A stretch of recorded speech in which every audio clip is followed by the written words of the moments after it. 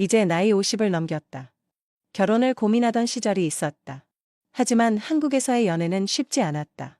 만나는 여성들은 하나같이 집안과 돈을 중요하게 생각했다. 대화의 시작은 항상 같았다. 집은 몇 평이세요? 연봉은 얼마인가요? 부모님은 어떤 일을 하시나요? 질문이 쏟아질 때마다 마음이 무거웠다. 처음엔 이해하려 했다. 하지만 시간이 지나며 피로감이 몰려왔다. 사랑이 아닌 조건이 중요한 세상. 연애는 즐거워야 하는데 점점 거래처럼 느껴졌다. 소개팅 자리에서 상대가 내 직업과 재산에만 관심을 보일 때 문득 이런 생각이 들었다. 내가 원하는 결혼은 이런 걸까? 마음속에 회의가 쌓였다. 사랑이 아닌 계약 같은 관계. 결혼할 자신이 점점 사라졌다. 나이가 들면서 친구들도 하나둘 가정을 꾸렸다. 하지만 그들의 결혼 생활도 마냥 행복해 보이진 않았다. 어떤 친구는 맞벌이를 하며 힘들어했고 또 어떤 친구는 경제적 문제로 다투곤 했다. 결혼은 누구에게나 쉽지 않은 일인 것 같았다. 그러던 어느 날 우연히 유튜브에서 태국 여행 영상을 보았다. 푸른 바다와 여유로운 사람들. 그 모습을 보며 마음이 흔들렸다. 이대로 나이 들면 후회할 것 같다. 처음으로 긴 여행을 결심했다. 태국 푸켓, 따뜻한 바람이 부는 곳. 한 번도 가본 적 없는 곳이었지만 이상하게 마음이 끌렸다. 비행기 티켓을 예매하고 숙소를 예약했다. 짐을 싸면서도 실감이 나지 않았다. 하지만 한 가지 확신했다. 이곳에서 새로운 삶이 시작될지도 모른다. 짐을 꾸리고 공항으로 향했다. 비행기가 이륙하자 창밖을 바라봤다. 이곳에서 무언가 새로운 일이 생길까? 기대 반, 두려움 반이었다. 창밖으로 보이는 구름이 낯설고도 아름다웠다. 여권을 손에 쥔 채 생각했다. 정말 잘한 선택일까? 하지만 마음 한편은 설렜다. 낯선 나라, 낯선 거리. 푸켓 공항에 도착하니 이국적인 풍경이 펼쳐졌다. 공항에 내리자마자 느껴지는 후끈한 공기, 진한 향신료 냄새. 사람들의 표정도 여유로웠다. 택시를 타고 예약한 숙소로 향했다. 창밖으로는 야자수와 바다가 보였다. 도로변에는 오토바이가 싱싱 달렸고 거리에는 노점상들이 줄지어 있었다. 한편으로는 적응할 수 있을까 걱정도 됐다. 하지만 이런 환경의 변화가 필요했다. 바다 가까운 조용한 호텔이었다. 짐을 풀고 창문을 열었다. 시원한 바닷바람이 방 안을 가득 채웠다. 밤이 되자 창밖으로 파도 소리가 들렸다. 도시에서 듣던 자동차 소음과는 전혀 다른 소리였다. 다음 날 아침 헬스장을 찾았다. 운동을 좋아하는 편이었고 새로운 환경에서 몸을 움직이면 기분이 나아질 것 같았다. 입구에서 등록을 마치고 러닝머신에 올랐다.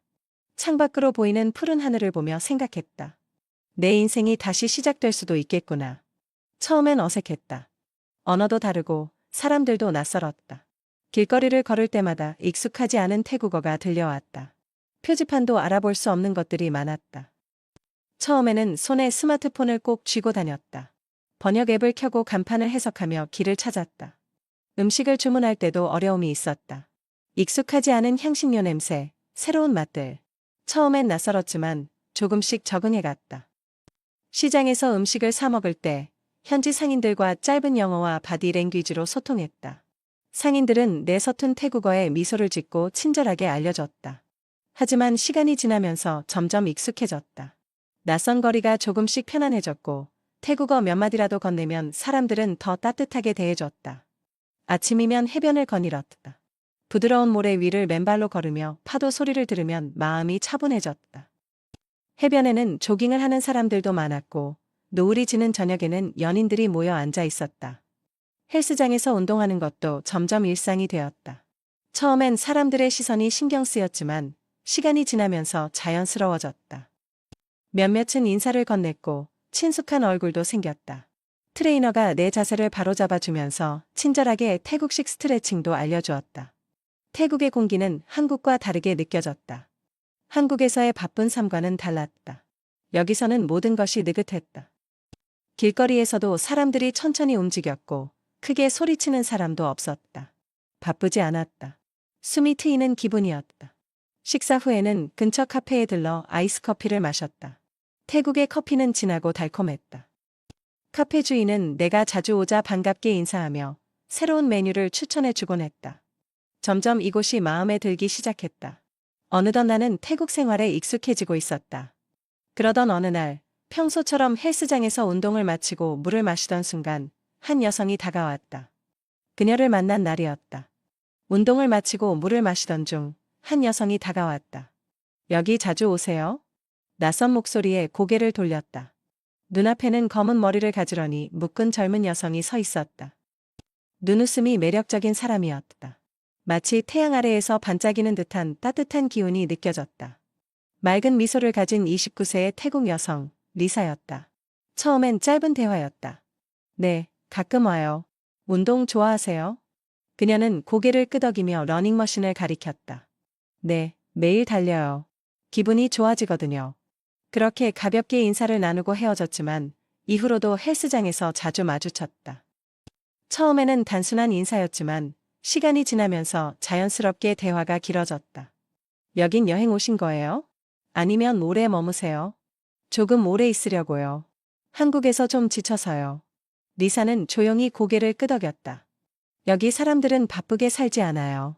그래서 더 좋은 것 같아요. 그 말이 이상하게도 깊이 와닿았다. 한국에서는 항상 목표를 향해 달려야만 했지만 여기서는 단순히 존재하는 것만으로도 충분했다. 리사는 유창한 영어를 구사했다. 덕분에 우리는 쉽게 소통할 수 있었다.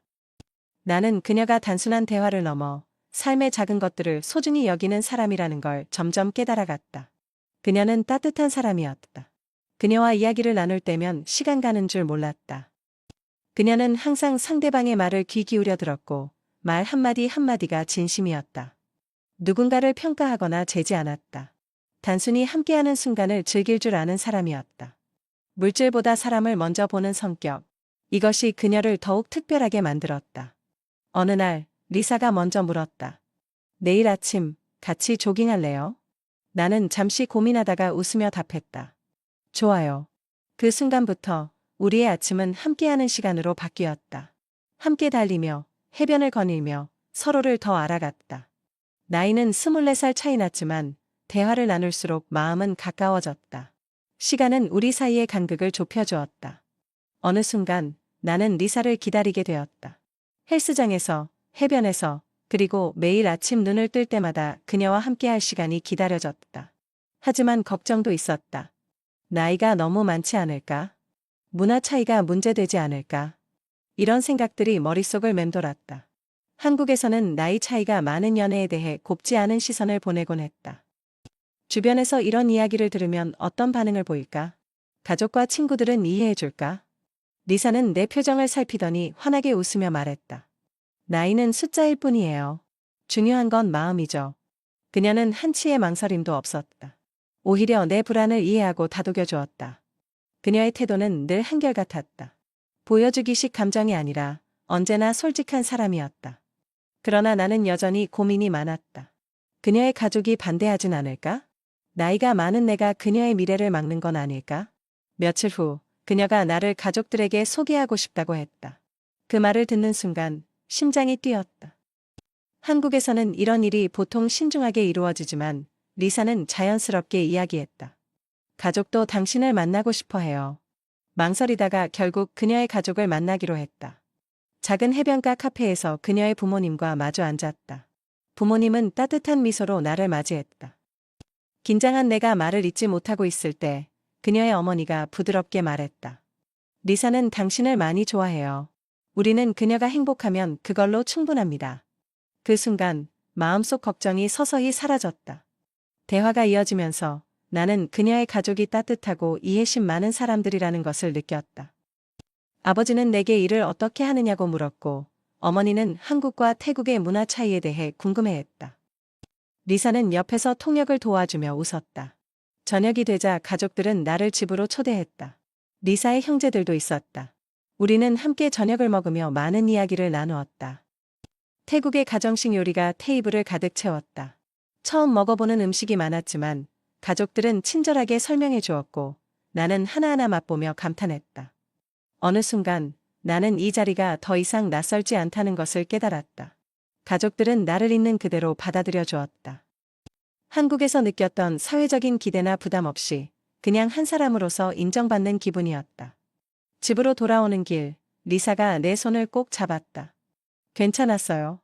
나는 미소 지으며 고개를 끄덕였다. 응, 정말 따뜻한 가족이야. 그날 밤 나는 오랜만에 깊은 잠에 들었다. 걱정이 아닌 따뜻한 기대감과 안도감 속에서 함께 있을 때 편안했다. 한국에서 느끼지 못했던 따뜻함이 있었다. 내 나이나 배경이 중요하지 않았다. 진심만이 중요했다. 나는 점점 그녀에게 빠져들었다. 푸켓에서 함께하는 시간이 점점 늘어났다. 아침이면 함께 시장을 가서 신선한 과일을 사고, 점심에는 작은 노점에서 로컬 음식을 먹었다. 저녁이면 해변을 거닐며 서로의 이야기를 나누었다. 시간이 흐를수록 우리는 서로를 더 깊이 이해하게 되었다. 리사는 자신의 꿈과 가족 이야기를 들려주었고, 나는 한국에서의 지난 삶과 고민을 솔직하게 이야기했다. 어느 날 해변가에서 함께 석양을 바라보던 순간 리사가 조심스럽게 입을 열었다. 같이 있고 싶어요. 우리 함께 할 수 있을까요? 그녀의 목소리는 부드러웠지만 확신이 담겨 있었다. 순간 내 심장이 빠르게 뛰었다. 나는 한동안 아무 말도 하지 못했다. 머릿속이 복잡했다. 한국에서 가졌던 모든 고민들, 이곳에서의 새로운 삶, 그리고 내 앞에 있는 그녀.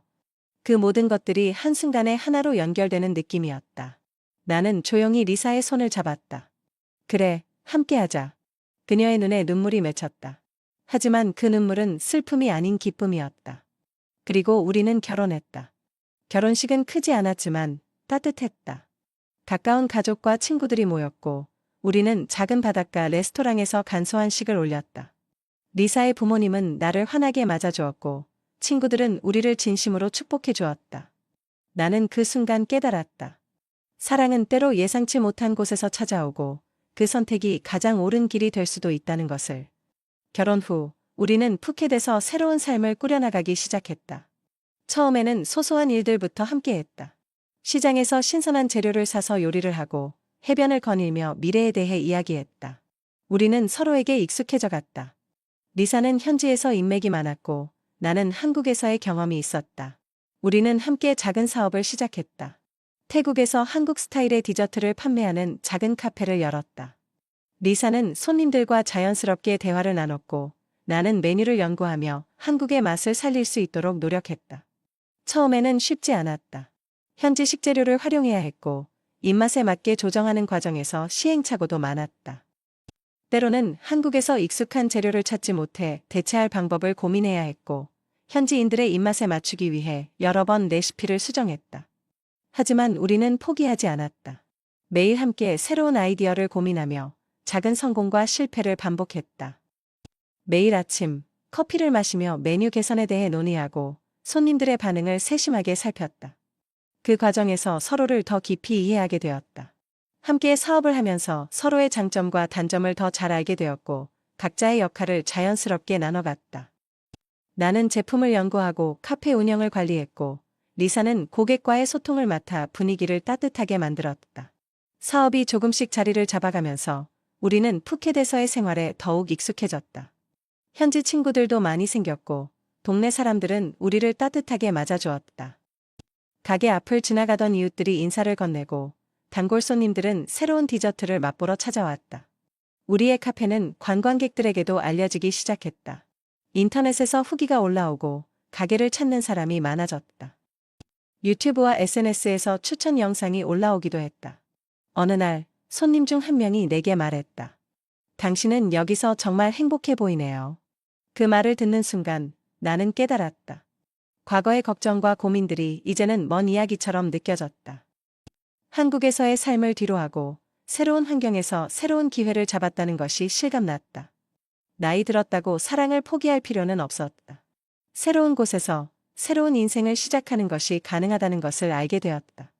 사랑도, 일도, 삶도 여전히 새로웠다. 그리고 나는 지금 이 순간이 가장 행복하다고 느꼈다. 이제 나는 한국에서의 결혼 실패를 후회하지 않는다. 그 길이 아니었기에 리사를 만날 수 있었다. 그리고 그 과정을 통해 나 자신도 변했다. 예전에는 나이 드는 것이 두려웠다. 더는 새로운 기회가 없을 거라고 생각했다. 하지만 푸켓에서의 삶은 내 생각을 완전히 바꿔놓았다. 사랑은 나이와 국적을 초월하는 것. 누군가와 함께 살아간다는 것은 단순히 사랑하는 감정을 넘어 서로의 삶을 공유하고 배우며 성장하는 것이었다. 리사와 함께한 시간 동안 나는 배려하는 법을 더 깊이 이해했다. 작은 습관 하나도 함께 맞춰 나가는 것이 중요하다는 것을 배웠다. 때로는 의견 차이가 있었지만 우리는 대화를 통해 서로를 더 잘 알게 되었다. 우리는 같은 목표를 바라보며 나아갔다. 어떤 날은 바닷가에 앉아 인생 이야기를 나누며 웃었고, 어떤 날은 함께 카페의 새로운 메뉴를 고민하며 진지하게 의논했다. 삶이 단순해졌고 동시에 더 풍요로워졌다. 무엇보다 진심이 중요하다는 것을 깨달았다. 사람은 재산이나 직업이 아닌 마음으로 연결되는 것이었다. 과거에는 외적인 조건이 중요하다고 생각했지만 이제는 그것이 전부가 아니라는 것을 알게 되었다. 리사와 함께한 시간 속에서 나는 더욱 따뜻하고 열린 사람이 되었다. 마지막으로 여러분께 전하고 싶다. 인생은 언제든 다시 시작할 수 있습니다. 새로운 길을 두려워하지 마세요. 가끔 예상치 못한 길이 우리를 가장 행복한 곳으로 인도합니다.